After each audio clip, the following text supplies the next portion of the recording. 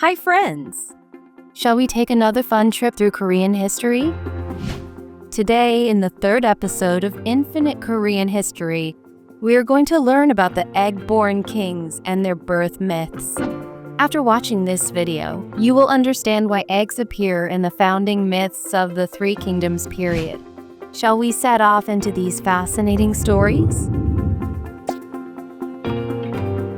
After Goguryeo, the first nation of the Korean people, fell, its people scattered across the Korean peninsula.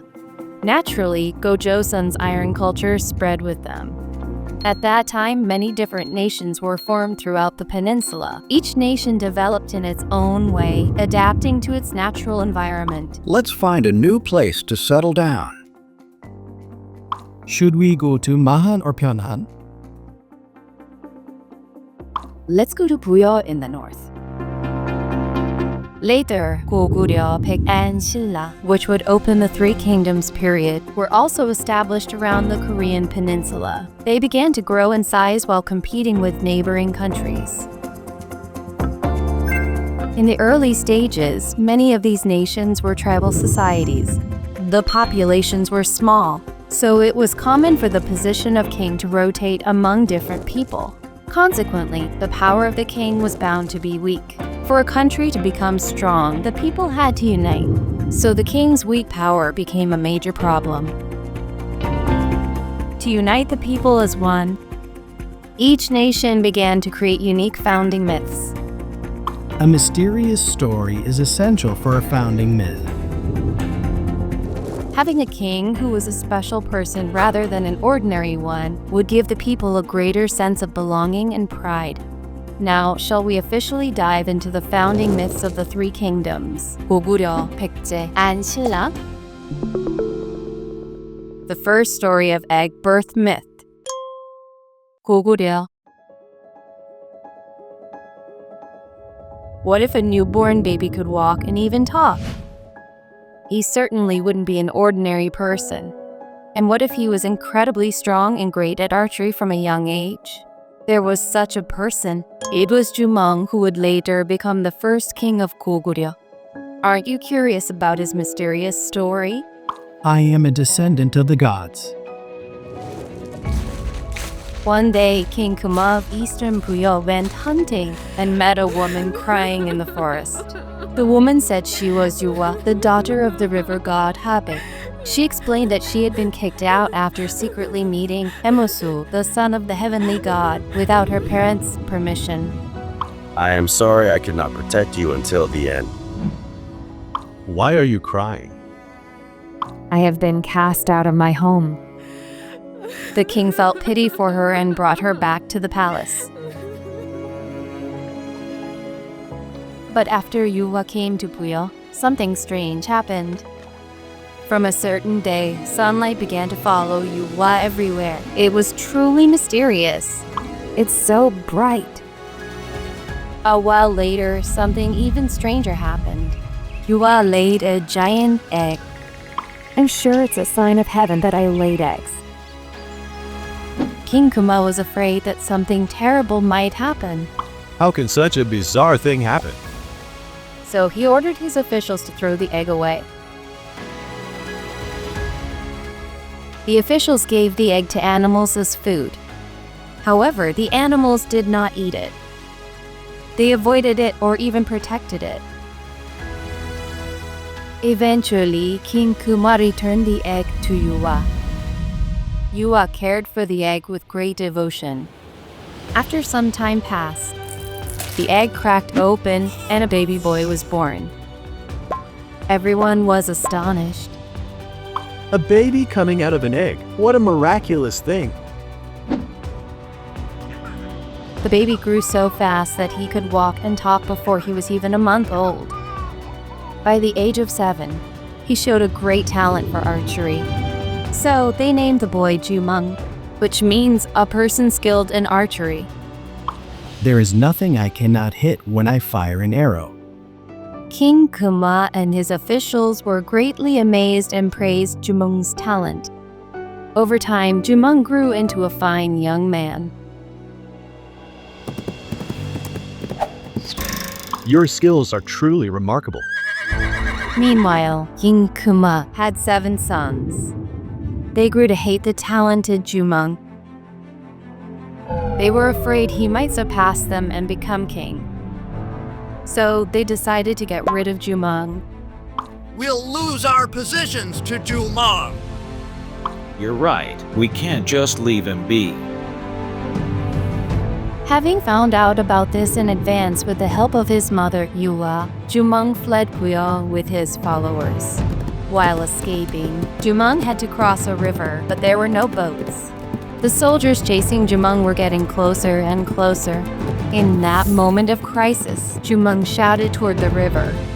I am the grandson of the river god Hyeokgeose. Please help me cross this river. Then, something amazing happened. A vast number of fish and turtles appeared and formed a bridge. Thanks to them, Jumong was able to cross the river safely. To lose him right before our eye! How frustrating! Heaven has heard my prayer. Let's hurry. A short while after crossing the river, Jumong arrived at a place called Chulbon. The people of Chulbon felt that Jumong was no ordinary person. After hearing his mysterious story, they asked to live with him. Thus, together with the surrounding tribes, he founded Goguryeo. I have established a nation in Chulbon. It is Goguryeo. Long live Jumong. No, he is now our king. Long live King Dongyong. What do you think after hearing the founding myth of Goguryeo? Jumong was born to the son of the heavenly god and the daughter of the river god. In short, Jumong was a descendant of the gods. Also, unlike ordinary people, he was a special being born from an egg and possessed the mysterious power to ask animals for help. If you were a citizen of Goguryeo, you would have felt a great sense of belonging and pride, wouldn't you? The second story of egg birth myth. Hyeokgeose. Hyeokgeose was established around the Han River in the central part of the Korean peninsula. Among the 3 kingdoms, it was the first to reach its golden age and developed into a brilliant cultural powerhouse. However, the founding myth of Hyeokgeose contains a heartbreaking story, rather than a mysterious one. What kind of story is it? Our Hyeokgeose started at the Han River, the heart of the Korean peninsula. When founding Goguryeo, Jumong received a lot of help from Princess Hosono of Chulbon. Later, the two married and had sons named Piryu and Anjo. Normally, Jumong's eldest son, Piryu, would have become the next king of Goguryeo. However, something unexpected happened. Jumong's actual first son appeared and became the king of Goguryeo. What on earth happened? Father, it is me, Yuri. Are you truly my son?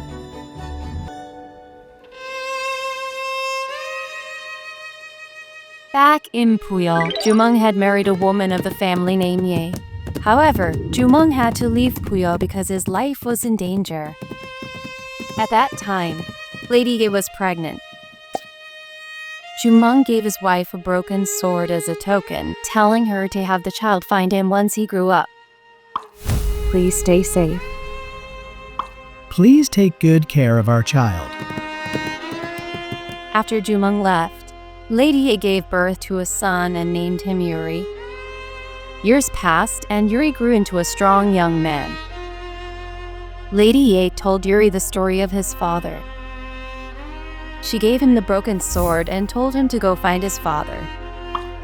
I can't believe the king of Goguryeo is my father. So Yuri went to Goguryeo and met his father. Jumong recognized at a glance that he was his son after seeing Yuri's piece of the broken sword. He then designated his true first son, Yuri, as his successor. Father, I have missed you. Seeing that you brought the broken sword I left behind, you are surely my son. For Piryu and Anjo, this was like a bolt from the blue. Eventually, the two decided to leave Goguryeo and build a new nation. They headed south and set out on a long and difficult journey. The princes of Goguryeo had suddenly become wanderers. Mother, there's no more hope for us in Goguryeo. Let's build our own nation. After wandering for a long time, the two arrived near the Han River. They decided to establish a nation there. However, their opinions differed slightly. I think it would be good to settle here. Anjo wanted to build a nation in what is now Seoul, which was good for farming, while Piryu wanted to build it in now Incheon, where the Han River ends. Eventually, the two decided to establish separate nations. Brother, I will settle here where the land is fertile. Anjo, I shall establish a nation in Michuhol at the lower reaches of the Han River. Anjo's people lived a prosperous life because their farming was successful. On the other hand, Piryu's nation struggled because the land was not good for farming. Piryu eventually died, tormented by his wrong choice. I have made my people suffer by choosing the wrong place. It is all my fault. After Piryu died, his people went to find Anjo. Anjo welcomed them warmly. This is how the nation of Baekje was founded. Welcome to the prosperous Hyeokgeose. We all come from the same roots, so let us live together.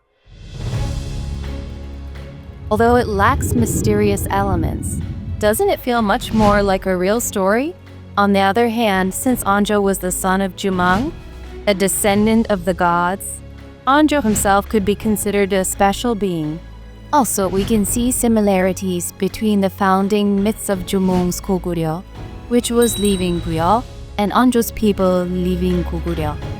That's all for this video. Today, before diving into the history of the three kingdoms, we explored the fascinating founding myths. Specifically, we looked at the founding processes of Goguryeo and Baekje. Next time, we will learn about the founding myths of Silla and Gaya. Many more exciting stories are waiting. See you next time. Bye.